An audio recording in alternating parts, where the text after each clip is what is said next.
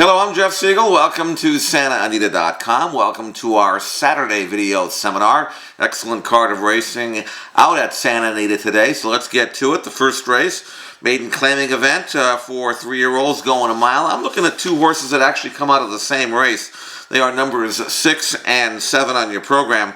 Number 6 is Minutesandtouches, 7 is Visual Intensity, and I don't really feel that there's too much other competition in this race. Now, there's the two favorites, so I'm not telling you anything that the morning line maker won't tell you.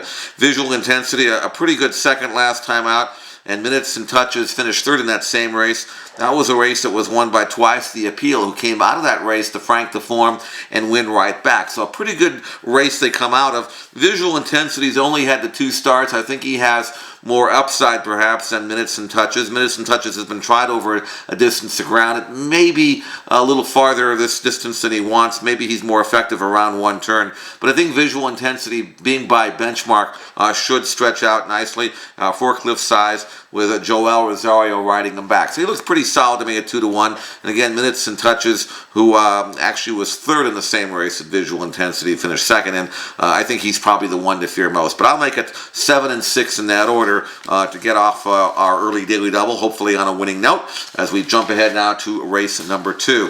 This is a 6.5 furlong claiming event. 4-year-olds and up in for $8,000. This is the bottom of the barrel. 2 really hard knocking horses, though, should battle this one out. Numbers 2 and 3 on your program. Number 2 is Didi's Legacy, and number 3 is Nitro Active. Nitro Active actually would be the preferred one of the two. He's 3-1, whereas Didi's Legacy at 5-2. Hard to knock Didi's Legacy, though. Just a lightly raced gelding, first or second, 7 out of 12 times. So he's tough, and at this level, he's always going to be tough. The rail, a little bit of a concern, but I think Didi's Legacy should be able to extract himself and make the last run. He's most effective as a late-running sprinter. Nitro Active, on the other hand, is pretty much a pace type of horse, and with the blinkers going on, and he's worn them in the past, I figure he'll be on or near the lead throughout. He was a pretty good third last time out, a very strong race, low level, very solid speed figure, and if he's in one piece and can run back to his last race for Doug O'Neill, then I think Nitro Active is going to be hard to deny. So let's make it 3 and 2 in that order. Nitro Active over Didi's Legacy in today's second race at Santa Anita. Moving now to the third race, maiden claiming event, $40,000 tag for Calbred 3-year-old fillies. I don't think the known element's all that much here, so let's try 3 reasonably decently bred and working well enough to win first time out, first time starters. They are numbers 3, 4, and 7 on your program. Number 3 is Alala. 4 is Limerick Lane, 7 is Warren's Peacock. You can use all 3 in any kind of rolling exotics you may want to be playing, or an exacta or trifecta box. Daryl Vienna trains number 3, Alala. Now, Daryl's not known for cranking him up first time out, but his horses generally do run a little bit better than they work. And with Rosario taking them out on this Daughter of Salt Lake, I got to think that number 3, Alala, is going to be live here in a really kind of a modest field, 9-2 on the morning line. I would definitely use number 3, Alala. Same could be said for number 4, Limerick Lane. This is a benchmark filly making her debut for Jerry Fanning. Fanning has already won with the first at this meeting in a maiden claimer, and Limerick Lane has trained well enough to give her a chance in a race like this. And Warren's Peacock from Cliff Size's barn. Cliff's another one of these guys who doesn't train him fast in the morning, but often they will run, his maidens will run a lot better than they work. And with P-Val aboard, I got to think Warren's Peacock is going to be a very live item here. Daughter of Lake George, 6-1 on the morning line. She's definitely worth throwing in. That's number 7, Warren's Peacock. So any one of the 3 could win. 3, 4, and 7. Maybe ever so slight preference to number 7, Warren's Peacock, but I will use all 3 in all of my rolling exotics. Fourth race, 6.5 down the hill. These are maiden, older horses, and I don't really like the race. I'll be quite honest with you. Number 11, Crispy Corey, outside box, gelded Son of Momentum. Third last time out here on December 27th. He has 1 grass run over at Hollywood, which wasn't too bad. Maybe he's the slight choice here for Ben Cecil. I'm not sure I trust him. There's a couple of fast-working firsters from good trainers. Lucky Jim from Richard Mandela's barn, number 7. And then Bruce Headley's got a fast worker named He's So Stylish, a Bertrando gelding. Neither one of these horses have been terribly impressive according to the private clockers, but on the other hand, a little will go a long way here. I'm just not going to really embrace this race. Just don't have a feel for it. Again, slight preference to Crispy Corey. But if you're playing exotics, rolling exotics, use as many as you can afford to use. Fifth race, mile event, 4-year-olds and up, now winners of 2 in for 12.5. And this is a race in which I am going to go 3 deep here.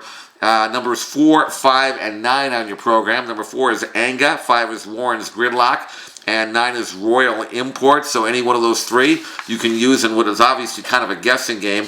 Anga and Warren's Gridlock, both 6-1 in the morning line. And I think both can outrun those odds. Anga is switching to Bay Hirano, dropping out of some tough starter $40,000 allowance races here, and should fit very well with these. Should fit better anyway. Warren's Gridlock is a solid third last time. I'd go in 7/8 of a mile, what I thought was a pretty decent race. So he should stretch out, and especially with P-Val riding him back, look for Warren's Gridlock to run well in this modest spot. And Royal Import, he's 1 for 16 with 7 seconds, so he may not be one to trust, but he's got back numbers that can win. And Espinosa knows him well. He's been right there in all of his recent starts. Maybe not one to trust, but you have to use him somewhere in your exacta or trifecta, I would think. That's number 9, Royal Import. So 4, 5, and 9, Anga, Warren's Gridlock, and Royal Import. Perhaps slight preference, maybe to Warren's Gridlock, but any one of the 3 could win. And if you can spread even deeper than that, be my guess. 6th race is a grass grab back down the hill. Calbred first level allowance. Another one that I just kind of, it's too tough to call for me. Full Bridal Assist, number 4, and Shawnee, number 5. A couple of Leonard Powell trained fillies, and both are capable of winning. You could use those 2 if you like.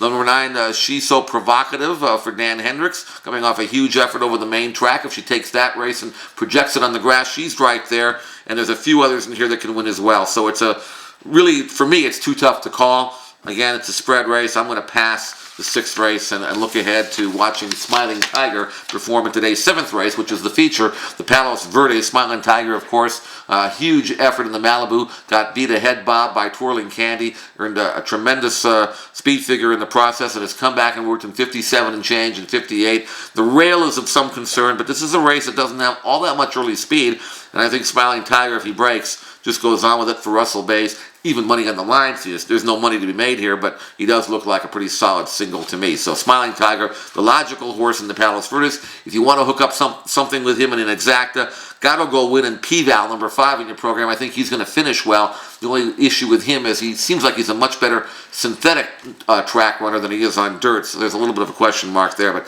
regardless, I don't think anybody beats Smiling Tiger in the Palos Verdes. The 8th race is the Sweet Life Stakes, 6.5 down the hill. Got an interesting long shot here at 15-1. That's number 5, Bloemer Girl, trained by Northern California-based trainer Jed Josephson. This is a really nice filly, I think. A daughter of Bertrando, who was very impressive visually in her maiden win up north on the Tapeta. Obviously not beating a whole lot, but I love the way she did it. She blew out nicely over the track. She's bred for turf, and I think she's going to make another forward move. And again, 15-1. I know she's better than that. So you got to use it as a long shot, number 5, Bloomer Girl. Also, number 7, Advantage Player. She looked good winning down the hill against maidens recently for Pete Miller. Coming back a little quicker than I would like, but she's a proven known element over the course. You got to respect her for that.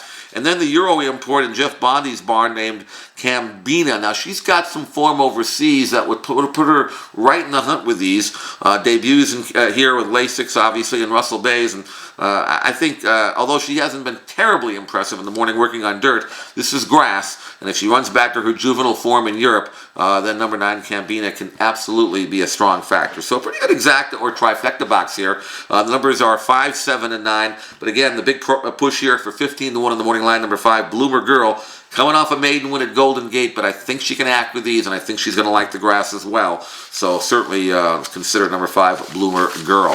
9th and final, pretty good maiden dash for 3-year-old fillies, going 5.5, and number of firsters in here that look good. Number 2, Pink Lollipops is training like a runner for Bob Baffert. They all seem to do, and gets Bejarano in the inside post, going 5.5. If she breaks running, she's very live as well. Number 4, Shoo G has got some form last summer that showed that she could run a little bit. Returns for P-Val and is trained well enough to expect that she's fit and ready. And number 5, Hout Bay is a firster from the Sadler barn who's got a bullet recent work to brag about, and she gets Rosario. Got to think she's double live as well at 6-1 in the morning line. Definitely use number 5, Hout Bay. So 2, 4, and 5, Pink Lollipops and Shoo and Hout Bay are the 3 that I'm going to use in my rolling exotics. Maybe preference to the Baffert horse number 2, Pink Lollipops. But again, all 3 are capable. All 3 should be used in your late daily double, late pick 3, pick 4, whatever you're playing. Go 3 deep in today's 9th and final at Santa Anita. So an excellent card. Best of luck today at Santa Anita. Sunday racing tomorrow. Good card as well. We'll talk to you then. Thanks for joining us here on SantaAnita.com.